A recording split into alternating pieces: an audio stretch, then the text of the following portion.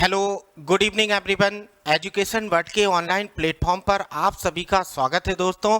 और जैसा कि हम लोग अपने स्पेशल क्वेश्चंस की सीरीज में आपके लिए कुछ बेहतरीन से और अलग अलग टॉपिक से कुछ हम अलग से बेहतरीन से क्वेश्चंस हर बार आपके लिए लेकर आ रहे हैं।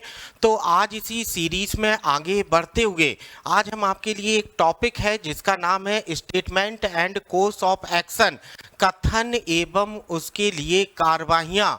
अब देखें, आज इस टॉपिक के क्वेश्चंस को हम लोगों ने शामिल किया है अपने स्पेशल क्वेश्चंस की जो सीरीज लगातार चलती आ रही थी।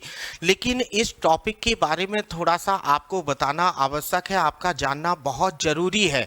देखें, statement and course of action होता क्या है और किस टाइप से इसमें सवाल पूछे जाते हैं। तो बेटा थोड़ा सा इसके बारे में हम लोग एक बार जानेंगे, फिर उसके बाद अपने टॉपिक के सवालों को बनाएंगे। देखिए, इसके अंतर्गत हमें एक स्टेटमेंट लिखा हुआ मिलता है, यानी पहले तो हमको एक स्टेटमेंट लिखा हुआ मिलेगा और उसके पश्चात नीचे हमें दो कोर्स ऑफ एक्शन यानी कार्रवाइयाँ लिखी मिलेंगी, कार्रवाइयाँ लिखी मिलेंगी।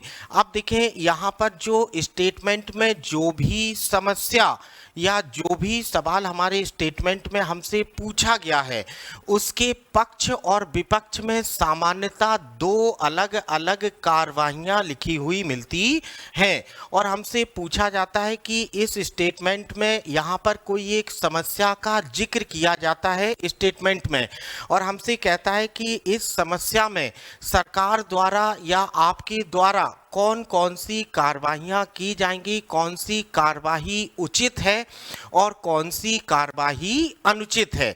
यानी यहाँ पर ये आपको पता करना होता है। हमने आपको बताया स्टेटमेंट के रूप में एक समस्या आपके सामने आएगी और उस समस्या से निपटने के लिए, उस समस्या के समाधान के लिए नीचे हमें दो कार्रवाइयाँ दी रहती हैं और उन दोनों कार्रवाइयों में से हमें चॉइस करना होता है कि कौन सी कार्रवाई हमारी उचित होगी और कौन सी कार्रवाई हमारी उचित नहीं है।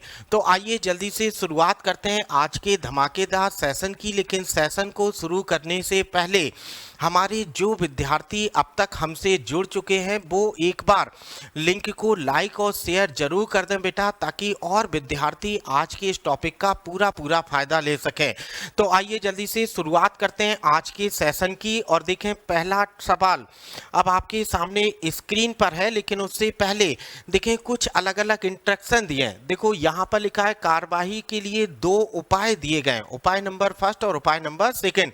कार्यवाही से तात्पर्य उपाय या प्रशासकीय निर्णय से है। देखो, ऐसा निर्णय जो सरकार द्वारा लिया जाता है या उसका उपाय होता है जो समस्या, नीति आदि के संदर्भ में सुधार, अनुवर्तन या आगे की जाने वाली कार्यवाही से संबंधित है। नीचे दी गई जानकारी के आधार पर आपको कथन में दी गई प्रत्येक बात को सही मानना है और उसके बाद तय करना है कि कौन सी कार्यवाही कार्यान्वयन के लिए तर्कसंगत रूप से अनुसरण करती है। अपना आंसर ए दीजिए, अपना आंसर ए दीजिए यदि कार्यवाही एक अनुसरण करती है। अपना आंसर बी दीजिए यदि केवल कार्यवाही दो अनुसरण करती है। अपना आंसर सी दीजिए या तो एक या तो दो अनुसरण करती है। यानी आइदर केस कि चाहे हम पहली वाली कार्यवाही को ले लें और चाहे दूसरी वाले को, दोनों से ही इस समस्या का समाधान मिलेगा। अपना आंसर डी दीजिए, ना तो एक और ना ही दो अनुसरण करती है। और ई वाले में लिखा है एक और दो दोनों ही आवश्यक हैं। उस समस्या के उपाय के लिए दोनों कार्रवाइयां आवश्यक हैं। तो आइए जल्दी से आपके सामने देखो, क्वेश्चन नंबर फर्स्ट स्क्रीन पर आ रहा है। यहां देखो कथन में क्या कह रहा है हमसे, जल्दी से ध्यान से समझो बेटा। कथन में कह रहा है हाल ही में क्रेडिट और डेबिट कार्ड संबंधी जालसाजी के बहुत से मामले रिकॉर्ड किए गए हैं। देखो, एक समस्या दिया है, यहाँ पहले सवाल को समझो। देखिए, सवाल में एक छोटी सी समस्या दिया है कि डेबिट और जो क्रेडिट कार्ड है, जिसे हम लोग प्लास्टिक मनी भी कहते हैं, डेबिट और क्रेडिट कार्ड संबंधी जालसाजी मतलब उनमें जो फ्रॉड हो रहा है उसके बहुत से ये मामले रिकॉर्ड किए गए हैं, मतलब बहुत से मामले प्रकाश में आए हैं, बहुत से मामलों में रिपोर्ट की गई है कि वहाँ जालसाजी हुई है डेबिट कार्ड से या क्रेडिट कार्ड से। तो जल्दी से देखो, अब इसके लिए, इस जालसाजी को रोकने के लिए कौन कौन सी कार्यवाही हमारी आवश्यक होगी, ये यहाँ लिखा है। जल्दी से देखो, कार्यवाहियां यहाँ पर लिखी हैं। पहले क्या लिखा है? अधिकृत व्यक्ति द्वारा क्रेडिट या डेबिट कार्ड का प्रयोग सुनिश्चित करने के लिए बैंकों को कड़ाई पूर्वक सत्यापन करना चाहिए। मतलब बैंक को चाहिए कि जिस व्यक्ति को क्रेडिट कार्ड दिया जा रहा है या डेबिट कार्ड, वो उसी व्यक्ति का हो और उसका क्या कहते हैं, प्रयोग सुनिश्चित करने के लिए बैंकों को कड़ाई पूर्वक सत्यापन करना चाहिए कि हाँ, उसी व्यक्ति के द्वारा उस कार्ड का प्रयोग किया गया हो, पहली बात। दूसरा यहाँ लिखा है, प्लास्टिक मुद्रा से यानी डेबिट क्रेडिट कार्ड से व्यवहार करने के संबंध में बैंकों को अपने ग्राहकों से अधिक सावधान रहने की सूचना देनी चाहिए। अब देखो, यहाँ पर आपको उपाय के रूप में दो अलग अलग आपको कार्यवाहियां दी गई हैं। आपको केवल और केवल ध्यान देना होगा कि यहाँ पर कौन सी सही है और कौन सी गलत। देखो, यहाँ पर लिखा है कि क्रेडिट कार्ड का दुरुपयोग ना हो, इसलिए कड़ाई पूर्वक सत्यापन करना चाहिए। तो पहली बात तो बिल्कुल सही हो जाएगी। कार्यवाही नंबर फर्स्ट, प्लास्टिक मुद्रा से व्यवहार करने के संबंध में बैंकों को अपने ग्राहकों को अधिक सावधान रहने की सूचना देनी चाहिए। तो देखें, बैंक जब भी ये ऐसी कोई क्रेडिट कार्ड या देती है तो वो आपसे हमेशा कहती है कि आप सावधानी से इसका प्रयोग करें। तो केवल और केवल कार्यवाही एक सही है, लेकिन कार्यवाही दो अनुचित है। केवल और केवल देखो, कार्यवाही दो, उन्हें केवल सूचना दें कि आप इसका सावधानी से प्रयोग करें, तो इससे इस जालसाजी पर कोई पाबंदी नहीं लग रही, इस जालसाजी को नहीं रोका जा सकता है। तो यहाँ पर केवल और केवल आंसर हो जाएगा हमारा ए वाला आंसर हमारा बिल्कुल सही होगा। आंसर नंबर ए हमारा बिल्कुल सही होगा। और इसके बाद आइए जल्दी से यहाँ पर जरा सा ध्यान देते हैं क्वेश्चन नंबर सेकंड पर। सेकंड वाला देखो, आपके सामने स्क्रीन पर है, लिखा है, सेलफोन प्रयोक्ताओं ने पाया कि टैरिफ प्लान उतने आकर्षक नहीं है जितने टेलीकॉम कंपनियों ने प्रमोट किए थे, और उन्होंने इस बारे में विनियामक अधिकारियों को शिकायत की है। यानी टेलीकॉम कंपनियों ने जो बड़े बड़े विज्ञापन दिए थे या जो प्रमोट किए थे, वो उतने आकर्षक उनके टैरिफ प्लान नहीं है। तो इसके विषय में देखें, विनियामक अधिकारियों को शिकायत की गई है, यानी जो जनता है उन्होंने इस बात की शिकायत की है। अब देखो, इसके लिए कौन कौन सी कार्यवाहियां उचित हैं और कौन सी नहीं, जल्दी से ध्यान दो। पहली कार्यवाही लिखा है, विनियामक अधिकारियों द्वारा टेलीकॉम कंपनियों को सभी प्लानों के टैरिफ ढांचों में पारदर्शी बने रहने के निर्देश देना चाहिए। देखो, ये गलत छप गया, यहाँ होना चाहिए था निर्देश देना चाहिए। जल्दी समझे। चलो, अब यहाँ देखो, यहाँ पर निर्देश देना चाहिए।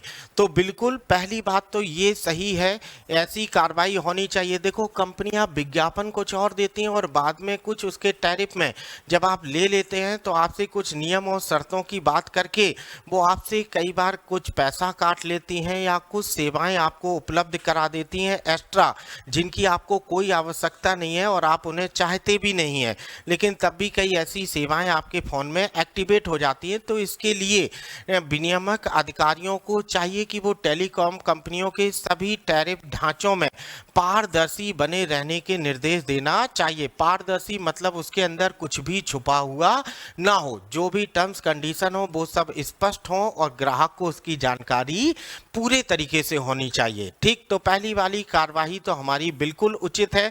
सरकार को देश में परिचालनरत कंपनियों की संख्या को सीमित करना चाहिए। देखो, सरकार को देश में परिचालनरत कंपनियों की संख्या को सीमित करना चाहिए। बिल्कुल सही है कि यहाँ कंपनियों को सीमित कर देंगे अगर सरकार, तो पता है कि उनके टैरिफ प्लान लगभग सभी के समान हो जाएंगे, तो इस वजह से फिर कोई समस्या नहीं रहेगी। तो यहाँ पर आंसर हो जाएगा ई, पहला और दूसरा यहाँ जल्दी से ध्यान दो भाई, देखो आपको याद होगा ई वाले में आपका क्या लिखा है, एक कार्यवाही 1 और 2 दोनों अनुसरण करती है। यहाँ जल्दी से ध्यान दीजिए, यहाँ पर सही आंसर हमारा क्या होगा, ए और बी।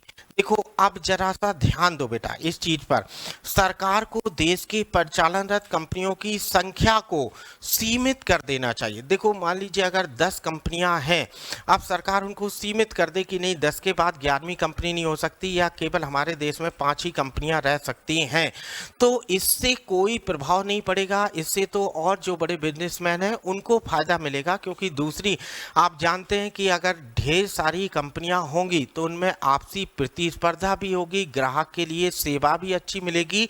तो इस कारण से दूसरी वाली कार्यवाही हमारी सर्वथा अनुचित हो जाएगी।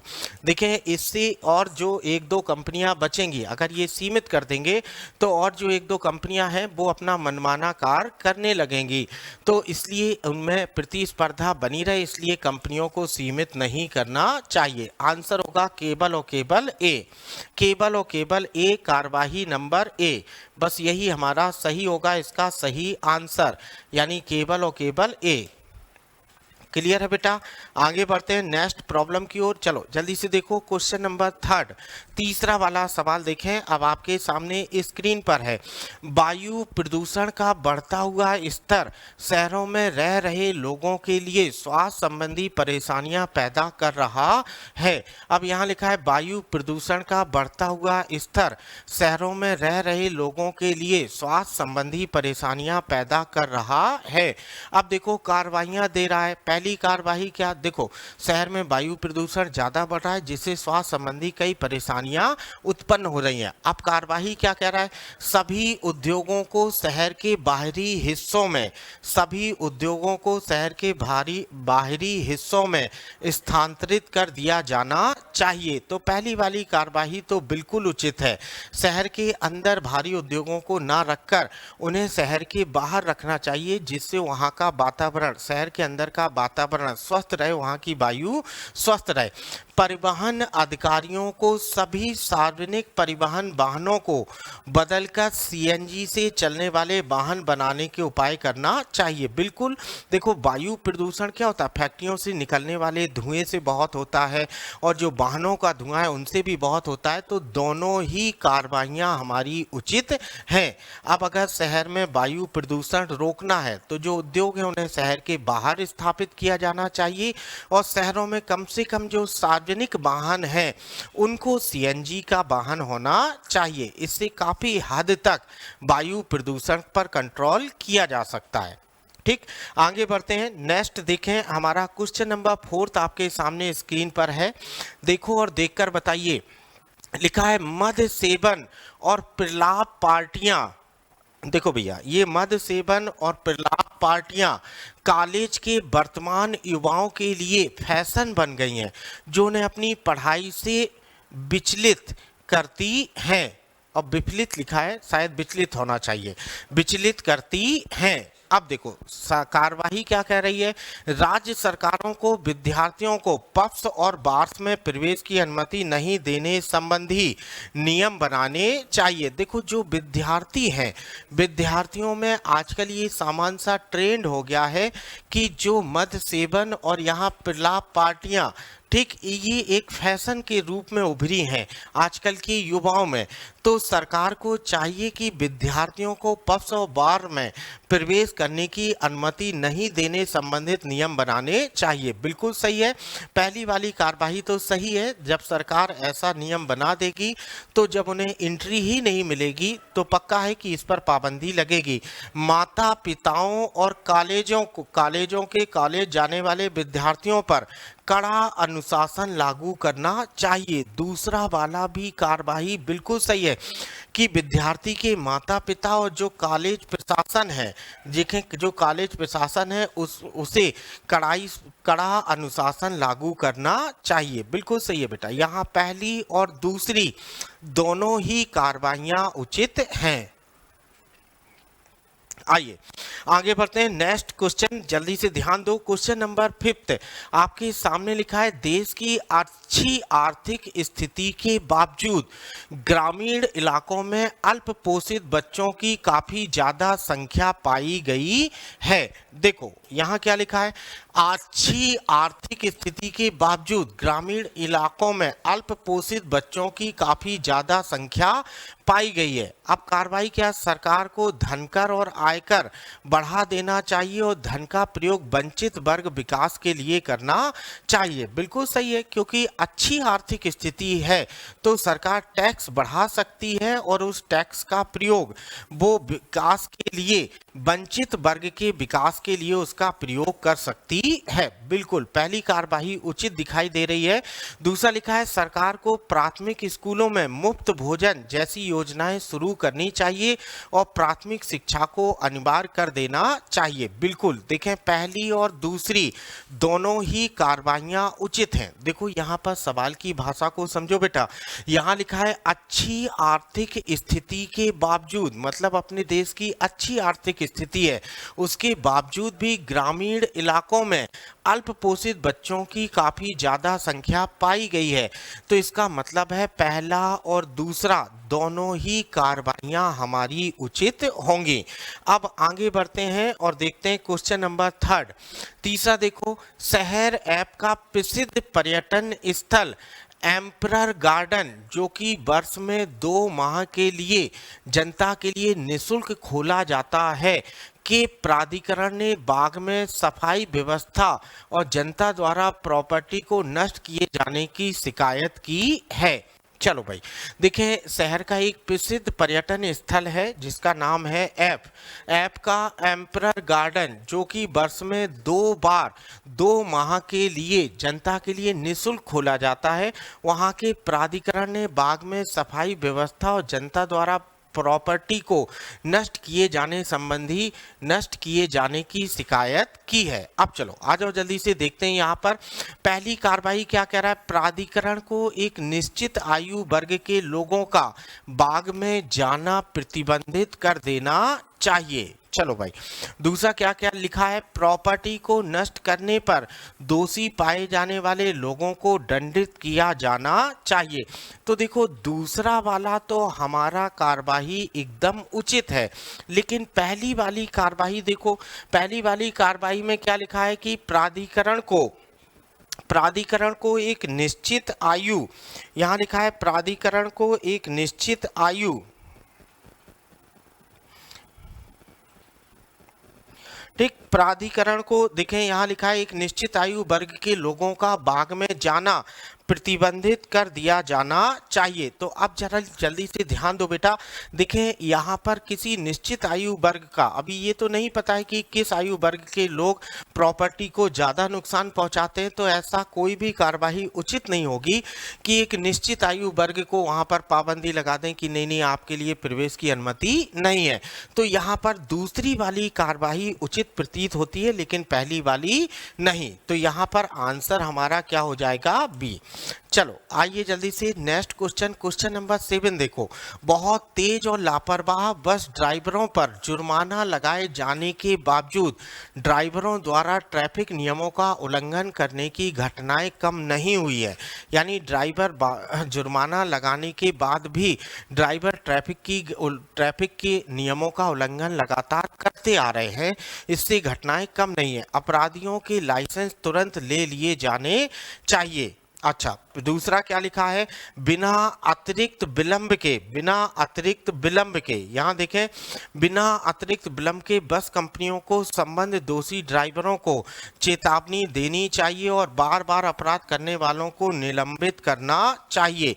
देखें यहाँ पर ये दूसरा वाला हमारा क्या हो जाएगा, दूसरा वाला हमारा बिल्कुल सही है। देखो तुरंत निलंबित किया जाना चाहिए, ठीक, लेकिन पहला वाला देखो यहाँ लिखा है अपराधियों के लाइसेंस तुरंत ले लिए जाना चाहिए। ये वाली कार्यवाही उचित प्रतीत नहीं हो रही। क्यों? क्योंकि यहाँ अपराधियों की बात कर रहा है। अब उन्होंने ट्रैफिक नियमों का उल्लंघन किया है या नहीं किया है, यहाँ पर ऐसा कोई जिक्र नहीं है कि वो ट्रैफिक नियमों का उल्लंघन कर रहे हैं या नहीं कर रहे हैं, बस। लेकिन अगर वो अपराधी हैं तो उनका लाइसेंस ले लेना चाहिए, ये उचित कार्यवाही नहीं होगी। केवल और केवल बी वाला यहाँ पर सही होगा, केवल और केवल बी वाला हमारा सही होगा, दूसरी वाली कार्यवाही उचित है। चलो क्वेश्चन नंबर 8 देखो। हाल में बाढ़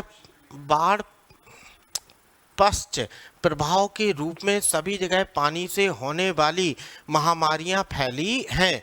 अच्छा, हाल ही में बाढ़ के प्रभाव के रूप में सभी जगह पानी से होने वाली महामारियां फैली हैं।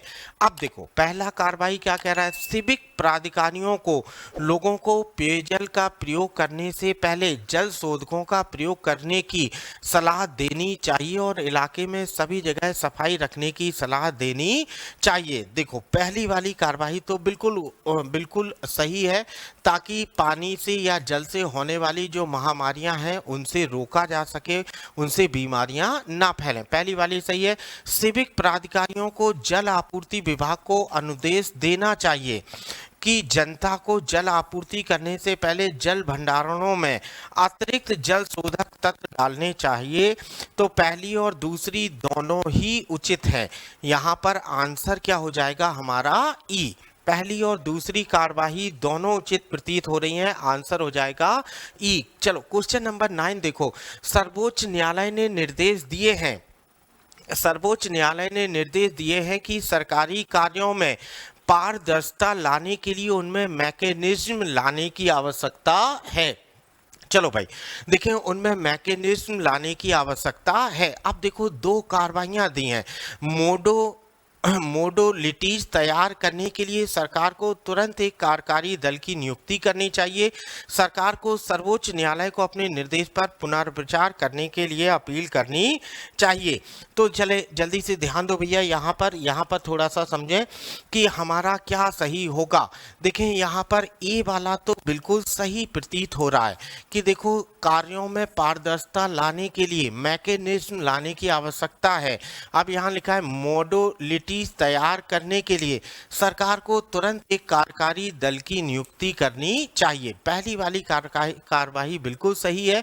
दूसरी वाली सरकार को सर्वोच्च न्यायालय को अपने निर्देश पर पुनर्विचार करने की अनुमति अपील करनी चाहिए। दूसरी वाली कार्यवाही क्या हो जाएगी, अनुचित। देखो सर्वोच्च न्यायालय ने निर्देश दिया कि सरकारी कार्यों में पारदर्शिता हो तो उसके लिए एक दल की तुरंत नियुक्ति की जानी चाहिए, लेकिन उल्टा सरकार उससे अपील करे कि नहीं वो एक बार फिर से पुनर्विचार करे सर्वोच्च न्यायालय, तो ये गलत होगी कार्यवाही। यहाँ पर केवल और केवल आंसर होगा, यहाँ पर देखें केवल और केवल आंसर होगा ए। पहला वाला सही है लेकिन दूसरी वाली कार्यवाही गलत है। क्वेश्चन नंबर 10 आपके सामने स्क्रीन पर है। देश के अधिकांश भागों में पावर कट ने परीक्षा के समय विद्यार्थियों को अत्यधिक मुश्किल में डाल दिया है। अब देखो जो एग्जाम टाइम चलता है उस समय पावर कट होने से बहुत से विद्यार्थियों को बहुत समस्याएं सामना करनी पड़ती हैं। हम सभी लोग इस बात से वाकिफ हैं। तो देखें कार्रवाइयाँ क्या है, सरकार को लोगों को जनरेटर और इन्वर्टर जैसी आपाती व्यवस्था करने की सलाह देनी चाहिए। अब देखो सरकार सलाह दे, लेकिन जरा सोचिए कि जो जनता है हर किसी के पास इतनी सुविधाएं नहीं होती, इतना धन नहीं होता है कि वो अतिरिक्त व्यवस्था के रूप में जनरेटर या इन्वर्टर की व्यवस्था कर सके। तो पहली कार्यवाही तो अनुचित हो जाएगी। अब दूसरी, पावर कट के विरोध में विद्यार्थियों के माता पिताओं को राज्य बिजली बोर्ड के विरोध में मोर्चा निकालना चाहिए। नहीं, देखें सरकार कभी नहीं चाहेगी कि ऐसा कोई भी मोर्चा निकाला जाए कि विद्यार्थियों के माता पिता मोर्चा निकालें, तो ये गलत हो जाएगा। दोनों ही कार्रवाइयां यहाँ पर अनुचित प्रतीत होती हैं, दोनों गलत हो जाएंगी। चलो नेक्स्ट क्वेश्चन नंबर 11 आपके सामने लिखा है। शहर में विगत कुछ वर्षों से विद्युत की मांग तीव्र गति से बढ़ गई है। देखो कथन कह रहा है कि शहर में विद्युत की मांग कुछ समय से बहुत तीव्र गति से बढ़ गई है। अब कार्रवाई क्या है, सरकार को प्रति यूनिट दर बढ़ा देनी चाहिए। अच्छा दूसरा क्या कह रहा है, शहर के वैसे क्षेत्र जहां गरीब लोग रहते हैं वहां पावर कटिंग की जानी चाहिए। अब जरा सोच कर देखिए कि क्या ऐसे दोनों की दोनों मांगे क्या सही होंगी, दोनों की दोनों कार्रवाइयाँ क्या उचित होंगी। देखो यहाँ पर अगर ज़्यादा मांग है बिजली की तो सरकार प्रति यूनिट की दर बढ़ा दे, ये भी कार्रवाई अनुचित है कि नहीं नहीं अब हम ज़्यादा पैसा लेंगे क्योंकि यहाँ ज़्यादा डिमांड है। नहीं, सरकार देखो, सरकार का कार्य क्या होता है कि अपनी जनता के सुख सुविधाओं का और स्वास्थ्य का ध्यान रखना, तो वो जनता को परेशान नहीं करना चाहती है। तो इसलिए पहला वाला क्या हो जाएगा, गलत, क्योंकि जो विद्युत वाली कंपनियां हैं वो सबकी सब प्राइवेट कंपनियां तो है नहीं कि वो अपना हित हमेशा सोचें। सरकार का हित होता है जनता के हित में।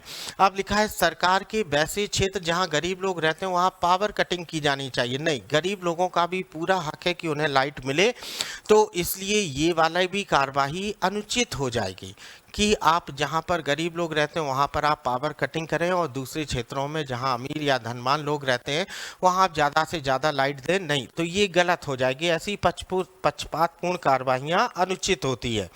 चलो भैया नेक्स्ट क्वेश्चन, क्वेश्चन नंबर 12 देखो जल्दी से। ज़्यादातर निजी स्कूलों द्वारा निर्धारित सीमा से अधिक शुल्क वसूलकर सरकारी निर्देशों का उल्लंघन किया जा रहा है। देखो जो प्राइवेट स्कूल हैं वो सरकारी निर्देशों का उल्लंघन करते हुए वहां से माता पिता या अभिभावकों से अधिक पैसा वसूलते हैं। अब कार्रवाई क्या है, सरकार द्वारा अपने दिशा निर्देशों को कुछ और लचीला बनाना चाहिए जिससे उनका अनुपालन हो सके। दूसरा लिखा है सरकार द्वारा ऐसे स्कूलों की पहचान कर कड़ी कार्रवाई करनी चाहिए। देखो भाई यहाँ पर दूसरी वाली कार्रवाई तो एकदम उचित है और पहली वाली कार्रवाई हमारी अनुचित हो जाएगी कि वो और लचीला बना दे और ताकि और जो प्राइवेट स्कूल हैं वो इसका और अधिक से अधिक दुरुपयोग कर सकें, तो बिल्कुल गलत हो जाएगा। यहाँ पर केवल और केवल हमारा बी वाला सही होगा। आइए जल्दी से नेक्स्ट प्रॉब्लम की ओर बढ़ते हैं। क्वेश्चन नंबर 13 देखो बेटा, राज्य पुलिस शस्त्रागार से हथियारों की बड़ी संख्या में अवैध बिक्री में कम से कम 2 पुलिस अफसरों के शामिल होने के मामले के खुलासे के बाद पुलिस विभाग संदेह के दायरे में है। अब देखो यहाँ पर कार्रवाइयाँ लिखी हैं और पहली कार्रवाई आपके सामने स्क्रीन पर लिखी है, हथियारों की अवैध बिक्री में शामिल लोगों को पकड़ने के लिए राज्य सरकार द्वारा संपूर्ण जांच के आदेश दिए जाने चाहिए। बिल्कुल सही है, कार्रवाई नंबर फर्स्ट बिल्कुल सही है। देखो हथियारों की अवैध बिक्री में शामिल लोगों को पकड़ने के लिए राज्य सरकार द्वारा संपूर्ण जांच के आदेश दिए जाने चाहिए। बिल्कुल पहले अच्छे से जांच कर लीजिए, फिर दोषियों को आप गिरफ्तार करिए और उन पर दंडात्मक कार्रवाई कीजिए। बिल्कुल राज्य पुलिस शस्त्रागार केंद्र सरकार के नियंत्रण में होना चाहिए। नहीं, ये बिल्कुल अनुचित कार्यवाही है। राज्य पुलिस शस्त्रागार है तो वो राज्य के नियंत्रण में ही होना चाहिए। ऐसी कोई कार्यवाही उचित नहीं है कि हम ठीक से देखभाल नहीं कर पा रहे, हालांकि कुछ अधिकारी इसमें शामिल रहे लेकिन उन पर कार्यवाही की जाएगी जांच पूरी होते ही। तो यहाँ पर ये दूसरी वाली कार्यवाही हमारी अनुचित हो जाएगी, केवल ए नंबर हमारा यहाँ पर सही होगा। बिल्कुल आइए जल्दी से नेक्स्ट प्रॉब्लम की ओर बढ़ते हैं। क्वेश्चन नंबर यहाँ पर 14, बहुत से छात्र परीक्षा और परिणाम के दबाव को झेल पाने में असमर्थ रहते हैं और आत्महत्या कर लेते हैं। तो आइए जल्दी से यहाँ देखो कथन क्या कह रहा है, हमारे बहुत से छात्र ऐसे हैं जो परीक्षा के परिणाम का जो दबाव होता है, उनके ऊपर जो मानसिक प्रेशर होता है, तो उस दबाव को झेल पाने में वो असमर्थ रहते हैं और आत्महत्या कर लेते हैं। अब देखो जल्दी से यहाँ पर पहली वाली कार्यवाही कह रहा है क्या, शिक्षा विभाग को परीक्षा व्यवस्था में सुधार करने पर विचार करना चाहिए। दूसरा क्या कह रहा है, परीक्षा अधिकारियों को लिखित परीक्षाओं को आंशिक रूप से हटा देना चाहिए और इसके बजाय मूल्यांकन के अन्य साधनों के जरिए व्यवहारिक ज्ञान की परीक्षा को अधिक महत्व देना चाहिए। तो चले भाई देख जल्दी से देखें। पहली चीज तो ये कि अगर विद्यार्थी उस दबाव को नहीं झेल पा रहे हैं और आत्महत्या कर रहे हैं तो शिक्षा विभाग को परीक्षा व्यवस्था में सुधार करने पर विचार करना चाहिए। उसे विचार करना चाहिए कि ऐसी घटनाएं ना हो। ठीक, वो परीक्षा को ऐसा ना बनाए कि विद्यार्थी उसके दबाव को ना झेल सकें और वो आत्महत्या जैसे बड़े कदम उठाएं। तो परीक्षा व्यवस्था उसे सुधार करने पर विचार करना चाहिए। दूसरा भी यहाँ उपयुक्त जान प्रतीत हो रहा है। क्यों? क्योंकि लिखा है परीक्षा अधिकारियों को लिखित परीक्षाओं को आंशिक रूप से हटा देना चाहिए। देखो पूरे तरीके से नहीं हटाना चाहिए लेकिन आंशिक रूप से हटा देना चाहिए और इसके बजाय मूल्यांकन के अन्य साधनों के जरिए व्यवहारिक ज्ञान की परीक्षा को अधिक महत्व देना चाहिए। देखो शिक्षा जो है वो आज हमारी किताबी ज्ञान नहीं है, उसमें व्यवहारिक ज्ञान भी हमारा पूरे तरीके से शामिल है। व्यवहारिक ज्ञान होना बहुत आवश्यक है और ये बहुत जरूरी भी है। तो आइए जल्दी से यहाँ पर आंसर क्या हो जाएगा हमारा ई। पहला और दूसरा दोनों ही कार्यवाहियां उचित प्रतीत होती हैं। आइए जल्दी से आज के सेशन का अब हम लोग अंतिम क्वेश्चन पर बढ़ रहे हैं बेटा। देखो जल्दी से, राज्य विधानसभा के चुनाव से पहले अक्टूबर में राज्य में भारी बारिश हुई जिससे राज्य के अधिकांश भागों में खड़ी फसलों को भारी नुकसान हुआ है। देखें भारी बारिश के कारण कई राज्यों में फसलों को नुकसान हुआ है। चलें भाई अब जरा यहाँ देखो जल्दी से बेटा। यहाँ पहला कह रहा है उम्मीदवारों को, यहाँ देखें उम्मीदवारों को प्रचार का अवसर देने के लिए चुनाव स्थगित किए जाने चाहिए। तो देखें यहाँ पर ये वाली कार्यवाही तो अनुचित हो जाएगी। देखें भारी बारिश के कारण फसलें अगर कई जगह नष्ट हुई हैं तो इससे उम्मीदवारों को चुनाव का प्रचार करने के लिए चुनाव को स्थगित कर देना चाहिए, ये उचित कार्यवाही नहीं है। अगला कह रहा है सरकार को प्रभावित लोगों के लिए राहत पैकेज की घोषणा करनी चाहिए। दूसरी वाली कार्यवाही उचित है। सरकार का ये फर्ज बनता है कि जिनको ज़्यादा हानि हुई है या जो लोग उससे प्रभावित हुए हैं भारी बारिश से, उनके लिए राहत पैकेज की वो घोषणा करे और उनको राहत पैकेज उपलब्ध हो ताकि वो अपना जीवन सुचारू रूप से चालू रख सके। तो आइए आज का सेशन आई होप आप सबको पसंद भी आया होगा, आपने इंजॉय भी किया होगा। देखो बेटा यहाँ आपको सरकार के पदों पर स्थापित होना है, आपका उद्देश्य है गवर्नमेंट जॉब। तो अपनी परीक्षाओं में इस टाइप के काफ़ी क्वेश्चंस आजकल पूछे जा रहे हैं। आप जुड़े रहिए अपने स्पेशल क्वेश्चंस की सीरीज में। आप सबसे फिर से मुलाकात होगी अपने अगले क्लास में। आज के लिए इतना ही। Thank you all of you.